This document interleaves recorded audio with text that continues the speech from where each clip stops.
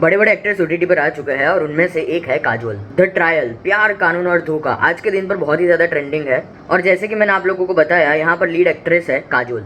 काजोल यहाँ पर नयनिका सेन गुप्ता का कैरेक्टर निभा रही है और हमें स्टार्टिंग से ही बताया जाता है कि उनके पति को अरेस्ट किया जाता है सेक्सुअल फीवर के आरोप में। वैसे मैं आप लोगों को बता दूं कि इनके हस्बैंड भी एक जज थे ये कांड के पहले। अब भाई ये बंदा जेल गया है तो पूरे घर चलाने की जिम्मेदारी आती है नयनिका सेन गुप्ता पर। अब ये कैरेक्टर भी कोई मामूली नहीं है मेरे दोस्त, इसने भी लॉ की पढ़ाई कर रखी है, लेकिन घर संभालने के चक्कर में उनको अपनी जॉब छोड़नी पड़ी थी। अब वो एक लॉ फॉर्म ज्वाइन कर लेती है जहाँ पर नए नए केसेस सामने आता है और वो बेखूबी से वो केसेस सॉल्व भी करती है। लेकिन क्या सब कुछ सही होता है या फिर नहीं, इसके लिए तो आपको ये सीरीज देखनी पड़ेगी डिज्नी प्लस हॉटस्टार पर। कानूनी दाव पेचों पर बहुत सारे कंटेंट बन चुके हैं मेरे दोस्त, तब भी यहाँ पर हर एक एपिसोड में एक नया केस इंटरेस्टिंग लगता है।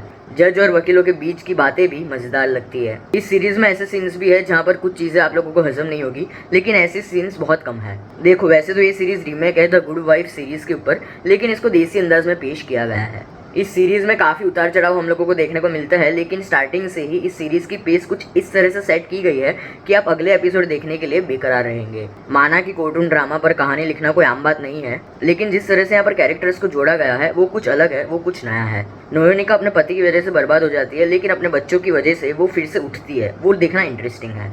काजोल ने अपनी दमदार एक्टिंग में दम तो दिखाया है बॉस, वो अपने कैरेक्टर में कुछ इस हिसाब से घुस जाती है कि रील और रियल में फर्क ढूंढना मुश्किल हो जाता है। दूसरी तरफ जीशु सेन गुप्ता ने राजीव सेन गुप्ता का किरदार बहुत ही बेखूबी निभाया है और उनकी एक्टिंग भी एकदम ठासु है। अब सवाल यही उठता है कि आपको ये 8 घंटे की सीरीज देखनी चाहिए या फिर नहीं। अगर आपने जिंदगी में धोखा खाया है, एक बार नहीं बार बार धोखा खाया है, तो ये सीरीज आपको एक बार तो देखनी चाहिए। आप इसमें अपने आप को कनेक्ट कर पाएंगे, शायद आपको इसे देखकर हिम्मत मिले या फिर लड़ने की ताकत। अगर आप लोग क्रिमिनल जस्टिस और जॉली एलएलबी जैसा इंटेंस कोर्टरूम ड्रामा देखना चाहते हो तो शायद ये सीरीज आप लोगों को निराश कर सकती है, क्योंकि क्लाइमेक्स अभी बाकी है मेरे दोस्त। बहुत जल्द इसका सेकंड सीजन भी आने वाला है, क्योंकि इसकी एंडिंग अधूरी छोड़ी गई है।